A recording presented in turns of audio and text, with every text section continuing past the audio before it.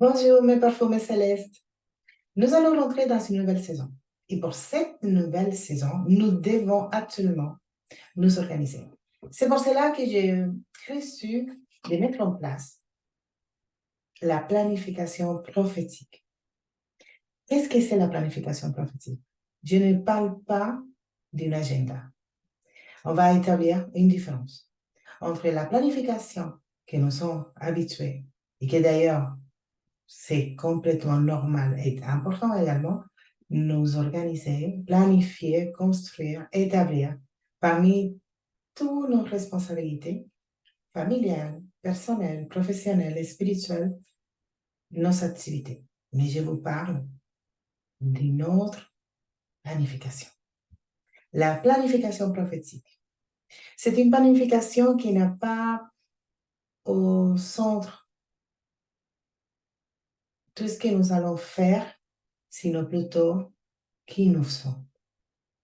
Nous devons d'abord planifier qui nous sommes. Ça ressemble un peu bizarre, non? Comment ça, nous devons planifier qui nous sommes? Alors, je vous explique. Quand nous planifions, nous sommes amenés à établir dans nos différents agendas qu'est-ce que nous allons faire. Par exemple, si j'ai une réunion, je veux écrire dans mon agenda, j'ai une réunion de l'école. C'est quelque chose que je vais faire. Et voilà. Dans la planification prophétique, ça c'est basé sur tout ce que je suis. Qu'est-ce que je souhaite devenir? Qui je suis? Qu'est-ce que je dois manifester? Et je crois important commencer à établir des priorités selon l'importance de tout ce que le Seigneur nous a déjà parlé. Chacune, vous avez déjà reçu des prophéties, des paroles, mais chacune a déjà une idée à peu près de ce que vous souhaitez faire l'année prochaine. Mais laissez-moi vous dire que si vous faites confiance au Seigneur, comme moi je l'ai fait, ça fait quelques années, j'ai déjà passé par cette étape que je vous expliquais. Si vous savez cette conviction que vous avez déjà essayé tout type d'organisation, planification, et que vous ne voyez pas les résultats comme vous l'attendez, que vous ne voyez pas les manifestations des promesses de Dieu comme ça a été déjà auparavant annoncé, je vous conseille de donner votre agenda au Seigneur et laisser le Saint-Esprit vous construire une nouvelle agenda. Une nouvelle agenda, ça veut dire une nouvelle manière de fonctionner. On va expliquer très doucement. Alors, l'objectif de cette planification prophétique est basé surtout sur établir les desseins du Père Céleste. Est-ce que vous connaissez quel est le dessein du Père Céleste pour votre vie? Après, c'est nous connecter à sa parfaite volonté. Tout ce qu'on va prendre comme important pour établir nos prioritaires, c'est basé sur la planification de sa parfaite volonté. Nous allons projeter, il faut d'abord faire une projection. Je vous explique, tout le monde se projette. On va dire, l'année prochaine, j'aimerais lire la parole avec une autre révélation. L'année prochaine, je vais établir des résolutions, je vais prier de manière que ça devienne un style de vie. Vous savez, c'est la projection. Projection, je ne vous parle pas de divination. Je ne vais pas faire la divination. Non, non, non, non. Projection, c'est des choses que je sais que j'ai besoin et que je sais que je dois améliorer. Alors, je commence à me projeter.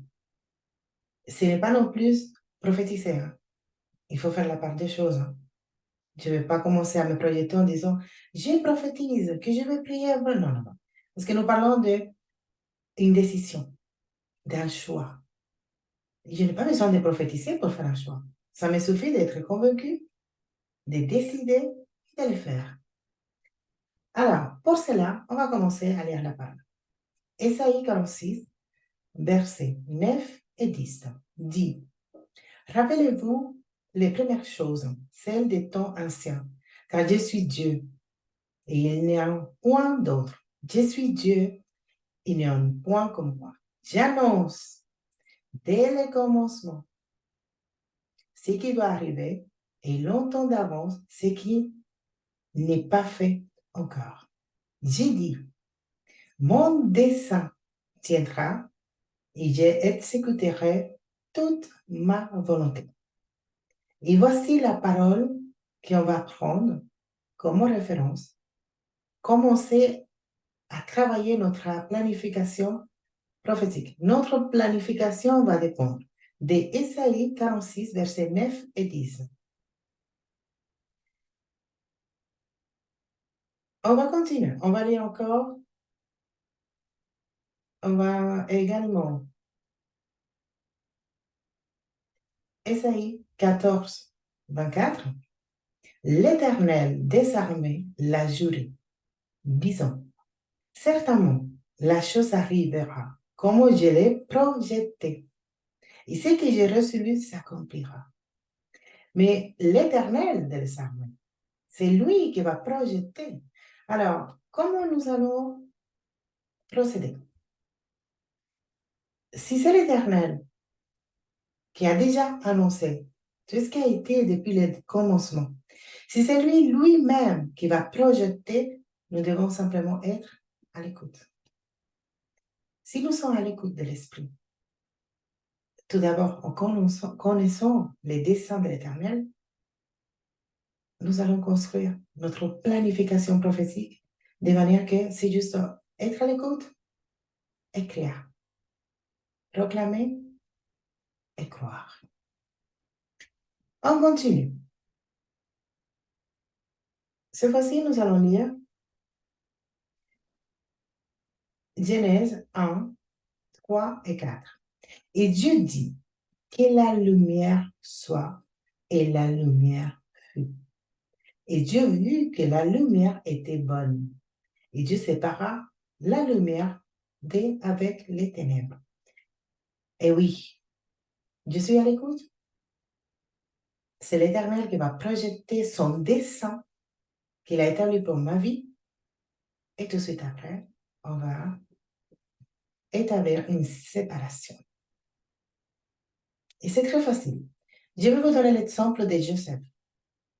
Vous savez que quand on a déjà parcouru l'histoire de Joseph, qu'on a pris connaissance de tous les processus qu'il a passés avant d'arriver au gouvernement, avant d'être établi et placé comme main droite du pharaon, il a beaucoup souffert. On pourrait dire, mais Joseph n'a jamais vu aucune de ses souffrances quand il est arrivé. Ça permettait à Joseph de se focaliser sur les desseins de l'Éternel, sur la projection que le Seigneur a donnée à travers les rêves qu'il a eus. Il a passé des processus? Oui. Ça a été difficile? Oui. Mais il a été focalisé sur les desseins de l'Éternel.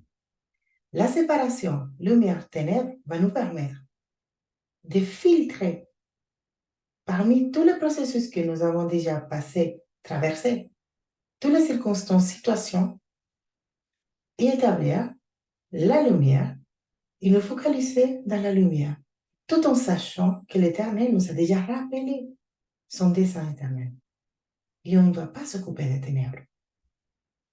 On va se focaliser sur son plan, sur sa parfaite volonté. Ne vous inquiétez pas, je vais vous expliquer doucement. On est en train juste de faire une introduction. Alors, on continue à lire la parole? On va lire.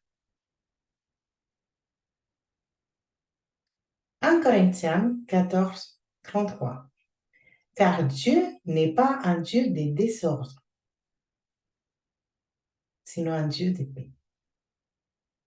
Quand on lit la parole, depuis le commencement, vous vous souvenez, Isaïe qu'on a lu, les premiers versets qu'on a lus, Isaïe 46, 9 et 10, il dit, rappelez-vous les premières choses.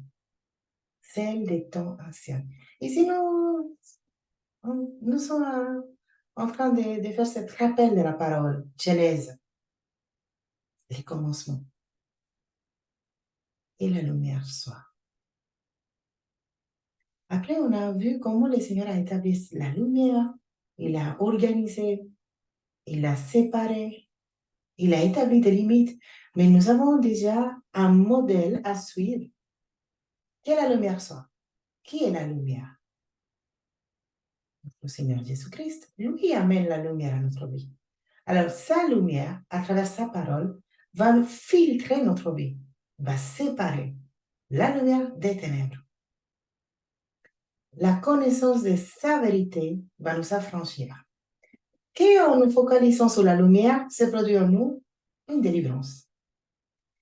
Une fois que la lumière est établie, je vois tous les panoramas de dessein de l'Éternel pour ma vie, qui dit notre vie par famille, vie professionnelle, sociale et spirituelle. Une fois que tout est bien clair, pourquoi? Parce que la lumière a été établie. Nous allons commencer à faire un rappel. C'est important. Si vous avez reçu des promesses, si vous avez reçu des paroles prophétiques, que ce soit des paroles, parce qu'un verset se révèle à votre vie, une parole réma. Si c'est des prophéties qu'un prophète, un serviteur est venu vous donner dans un moment donné, vous l'avez gardé. Des paroles écrites, tout, il faut tout chercher. C'est rappeler, rappelez-vous. C'est rappeler. Alors, on va commencer à chercher pour se rappeler qu'est-ce que l'Éternel a parlé à ma vie. Je me rappelle que l'Éternel me dit que je serai béni. Je me rappelle que l'Éternel m'a dit qu'il faut que je dépose ma confiance en lui. Je me rappelle les promesses pour ma famille, que ma famille va servir l'Éternel. Je me rappelle, je me rappelle.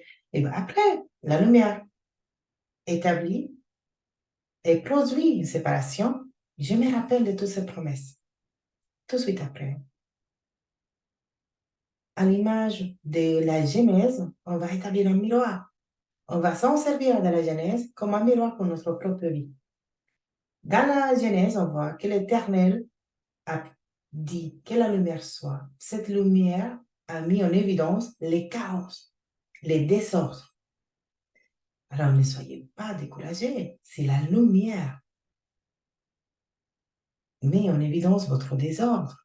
C'est plutôt une bonne nouvelle, car c'est la lumière vous révèle. C'est parce que Dieu va établir son ordre. On vient de lire 1 Corinthiens. On vient juste de le lire. On a lu 1 Corinthiens 14, 33. Dieu n'est pas un Dieu de confusion. Dieu n'est pas un Dieu de désordre, sinon de paix. Là où il y a la confusion, on va voir comment il y a des désordres. Là, il y a la paix, forcément, il y a l'ordre de Dieu. Alors, cette révélation produite par la lumière va nous permettre d'établir l'ordre de Dieu. Et en revenant à la Genèse, vous savez, comme Dieu continue des limites, des séparations, alors nous également, autre expansion. Une fois que la lumière a été établie, cette lumière révèle les ténèbres, ça veut dire les désordres, tout ce qui n'est pas conforme à la parole de Dieu, tout ce que Dieu n'a jamais dit pour nos vies. Souvenez-vous de l'exemple de Joseph. On ne va pas se focaliser sur ces choses. Non, non, non. Ces choses vont nous servir à augmenter notre foi, à rester droit au but. Le but, l'accomplissement du plan de Dieu, son dessein éternel, ses promesses. Une fois que la lumière est établie, on a repéré tout ce que nous devons prendre en compte pour établir l'ordre de Dieu. Nous avons déjà fait les rappels. Rappelez-vous des choses anciennes depuis le commencement. L'Éternel lui-même va projeter son dessein. Qu'est-ce qui nous reste? Alors, ça qui nous reste, on va le découvrir. Pourquoi? Parce que la planification nous permet d'organiser, projeter les desseins de l'Éternel basés sur la parfaite volonté de Dieu pour nos vies. C'est un processus qui va nous aider à écouter sa parole dans nos vies. Pourquoi sa parole? Je parle des promesses qui ont été données pour nos vies. Après, on va construire notre avenir. Évidemment, je ne parle pas de prophétiser parce que les paroles ont été déjà données. On parle d'une planification qui va nous connecter à sa vérité. Qu'est-ce que lui, il a déjà dit pour nous? Alors, je fais encore une parenthèse. Nous connecter à sa vérité. En retournant à Joseph. Joseph a rêvé. Mais tout ce qu'il a traversé pendant cet accomplissement, jusqu'à l'accomplissement de la promesse de Dieu pour sa vie, ça ne ressemblait pas du tout à son rêve. Ça ne correspondait même pas à la parfaite volonté du Seigneur. Qu'est-ce qu'il a fait? Est-ce qu'il a commencé à se plaindre? Est-ce qu'il a commencé à dire, oh, mais l'Éternel m'a oublié? Est-ce que je me suis trompé? Non. Il a été déterminé. Il a gardé la foi. Alors, pendant que vous allez faire cette organisation, la planification prophétique, c'est la mise en place de tout ce que vous allez faire, mais d'abord en sachant qui vous êtes et qu'est-ce que le Seigneur, lui, il a prévu pour vous. On ne se focalise pas dans les ténèbres, on reste fixé sur la lumière. Après, nous sommes connectés à sa vérité. Sa vérité, je répète, tout ce que lui, il a déjà dit pour nos vies. Après, ça nous permet de faire comme une espèce de schéma. On va faire comme une espèce de structure. On peut établir une espèce de ligne. Je dis, voilà, voici de là où je viens. Voici là où je suis. Et c'est là-bas, juste là, que je vais. Et comment pouvons-nous faire ça? Mais simplement, les rappels, tout ce qu'on va rappeler, tout ce que le Seigneur a décrété pour nos vies, tout ce que le Seigneur nous a promis, tout ce qu'il nous a dit, c'est là où on va y arriver. Où je suis, quand la lumière sera établie, ça va me donner tout mon panorama. Mais il ne faut pas se fixer, encore moins se focaliser sur nos circonstances. La lumière. Si mon panorama, si la situation que je suis en train de vivre ne correspond pas à sa lumière, ce qui nous reste, c'est simplement établir l'ordre de Dieu dans la vie. Alors, la planification prophétique n'est pas centrée sur tout ce que nous pouvons faire, sinon tout ce que nous devons être. Qu'est-ce que je dois avoir comme organisation en prenant en compte ses paroles, ses promesses et ses desseins éternels. Et nous pouvons déjà commencer à planifier notre prochaine année. Si vous êtes intéressé à savoir plus, avoir plus de détails de comment établir une planification prophétique, sachez que nous aurons un masterclass qui sera complètement dédié à établir notre planification. La planification prophétique selon les desseins de l'Éternel pour nos vies. Soyez connectés à notre réseau, soit YouTube, Facebook, Instagram, et vous serez les premières à savoir les dates, les horaires et comment pouvez-vous vous inscrire dans notre masterclass planification prophétique. J'espère que ça a été une bénédiction pour vous. Et si vous avez des questions, n'hésitez pas à nous écrire à parfumceleste.fr@gmail.com. Je répète, restez connectés à notre réseau. Choisissez, nous sommes différents. YouTube, Facebook, Instagram, la compagnie prophétique Parfum Céleste. une voix prophétique qui s'élève pour établir et faire la mise en place du retour de notre Seigneur Jésus-Christ. Bénédiction.